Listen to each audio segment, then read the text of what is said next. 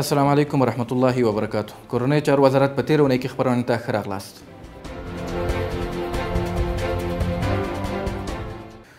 د قطر هیواد د بهرنیو چارو وزارت مرستیال او د دولت وزیر دکتور محمد بن عبدالعزیز بن صالح الخلیفي یو مل پلاوي د اسلامي امارت د کورنۍ چارو له سرپرست وزیر محترم خلیفه سراج الدین حقانی سره وکتل او په دوه اړخیزه سیاسي او اقتصادي مسایلو د بحث ترڅنګ دواړو لورو توافق وکړ چې دوه اړخیزه همکاریو ته به پراختیا او دوام ورکړي. د کورنیو چارو وزارت نشي توکو سره د مبارزې معینت ګډ پلاوی په رسمي بلنه په یو علمي سیمینار کې د ګډون په موخه ازبکستان هیواد ته په سفر ولاړ. خوست ولایت کې 50 تنه مجاهدین د ښوونیزو زده کړو بشپړولو وروسته فارغ او بریلیکونه ورکړل شول. په مراسمو کې د ولایتي مسؤلینو ترڅنګ ګڼ شمېر منصوبینو هم برخه اخیستې وه. د کورنیو چارو وزارت د انټک ریاست منصوبینو د پروان ولایت په بګرام ولسوالۍ توغچي سیمه کې 2 تنه نیولي چې خلکو ته یې ځانونه د مخابراتي شرکتونو استازي معرفي کول او په دې پلمه چې تاسې د ډالۍ ګټونکي یاست له خلکو د کریډټ غوښتنه کوله.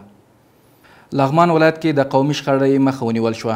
د لغمان پالیشنګ ولسوالۍ کې 2 قومونه چې له پخوا یې دښمني لرله وسلوانه نښته کړې چې دواړو قومونو ته ترې ځاني زیان وروسته امنیتي ځواکونه د نښتې په مهال له دواړو لوریو 25 کسان له 10 میله وسلو سره نیولي دي. د پکتیا ولایت امنیه قمندانۍ امنیتي ځواکونو په یو پلان شوي عملیات کې 6 انسان تښتونکي چې یو کس یې څو ورځې وړاندې چې له جرمني راغلی و او دوی اختطاف کړی و نیولي او تښتول شوی کس یې ترې ژغورلی دی. د خوست امنیه قمندانۍ امنیتي منصوبینو 3 تنه چې غوښتل یې د پیسو په بدل کې یو کور ته لاسي بمونه وغورځوي نیولي دي. د عامه ساتنې ملي تصدۍ معینت د ښوونیز مرکز قمندانۍ څخه په 19مه دوره کې 19 تنو نوي فارغ شوو ساتونکو د فراغت سندونه ترلاسه کړل. د پاسپورت ریاست د 3 کاري څانګو چارې 90% بشپړې شوي.